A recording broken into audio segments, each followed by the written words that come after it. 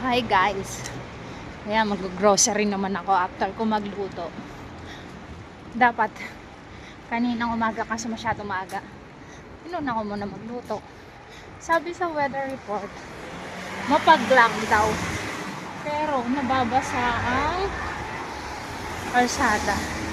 My kulay. So malamig. Maglamig na. Nilalakad ko na lang hanggang dun sa grocery kasi ang tagal bago pa hintayin yung bus. Pag uwi na lang dun ako magbabas. Bago ako malis sa bahay, nakaluto na ako ng pagkain ng mga boss ko.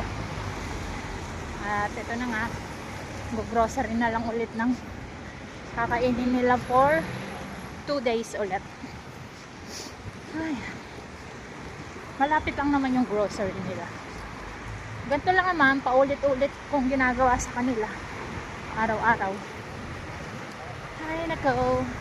Buhay Paris nga daw na walang kaparis.